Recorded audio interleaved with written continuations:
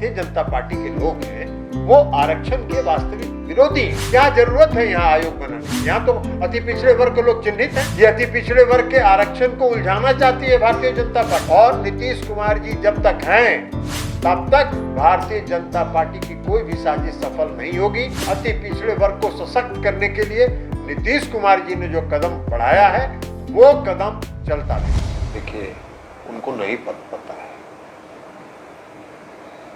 बिहार में जो ईबीसी अति पिछड़े वर्ग जिसको कहते हैं, एक्सट्रीमली बैकवर्ड क्लास, उसको सशक्त करने के लिए नीतीश कुमार जी ने जितना काम किया है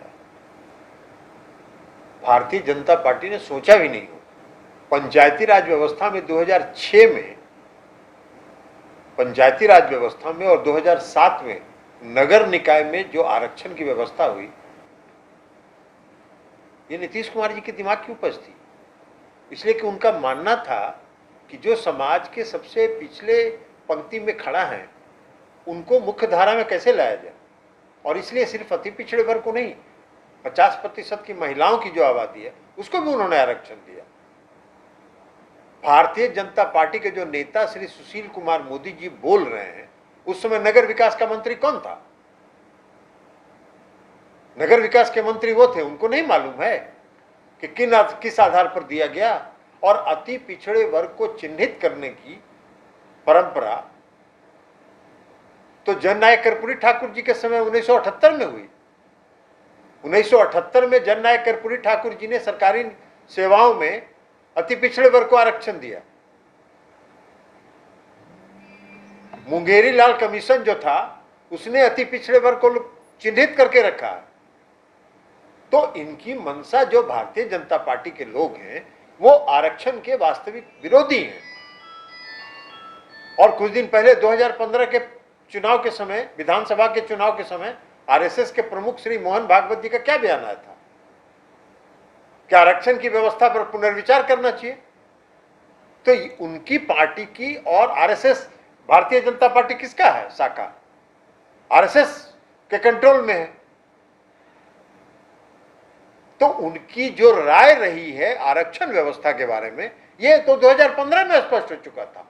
और ये नया चाल वो उलझाना चाहते हैं। क्या जरूरत है यहाँ आयोग बनाने की? यहाँ तो अति पिछड़े वर्ग के लोग चिन्हित हैं। अति पिछड़े वर्ग के लोगों को 1978 में सरकारी सेवाओं में आरक्षण दिया जननायक कर्पूरी ठाकुर जी ने।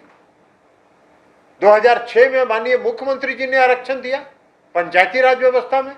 2007 में माननीय मुख्यमंत्री जी ने आरक्षण दिया नगर निकाय में। तो यहाँ तो चिन्हित हैं। हाँ, आप ये कहिए आयोग बनाने के लिए, तो भाई तो राज्य सरकार तो मांग कर रही थी कि पूरे देश में जातीय जनगणना कराइए। महाराष्ट्र का जब मामला आया तो सुप्रीम कोर्ट में भारत सरकार ने जाके विरोध किया कि हम जातीय जनगणना नहीं कराएंगे। तो आप जातीय जनगणना कराएंगे नहीं और अति पिछड़े वर्ग को चिन्हित जहां है वहां कहेंगे कि इसको चिन्हित करने के लिए आयोग बनाइए। ये सब उलझाने वाली बात है। ये अति पिछड़े वर्ग के आरक्षण को उलझाना चाहती है भारतीय जनता पार्टी। और नीतीश कुमार जी जब तक हैं तब तक भारतीय जनता पार्टी की कोई भी साजिश सफल नहीं होगी। अति पिछड़े वर्ग का जो हक नीतीश कुमार जी ने जो दिया है, अति पिछड़े वर्ग को सशक्त करने के लिए नीतीश कुमार जी ने जो कदम बढ़ाया है वो कदम चलता रहेगा। तो वो कहते हैं कि नीतीश कुमार की जिद का ही ये परिणाम है। क्या पिछड़ा समाज किस बात का, काहे का? हम आयोग बना के 2 साल तक आयोग बना के इंतजार करें और तब तक हम नगर निकाय का चुनाव करा दें? यही वो चाह रहे हैं। यही ना हुआ, यही तो हम कह रहे हैं। वो कह रहे हैं कि आप आयोग बनाइए और आयोग बना के उसका रिपोर्ट साल में आएगा कि 2 साल में आएगा, इसका कोई ठिकाना नहीं। और तब तक नगर निकाय का चुनाव करा दीजिए आरक्षण को खत्म करके। वाह भाई,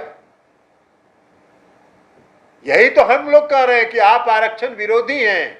आप आरक्षण को समाप्त करने के लिए साजिश कर रहे हैं और वो तिकड़म का ही निष्कर्ष है कि आप आयोग बनाने की मांग कर रहे हैं। बिहार में आयोग की कोई आवश्यकता नहीं है।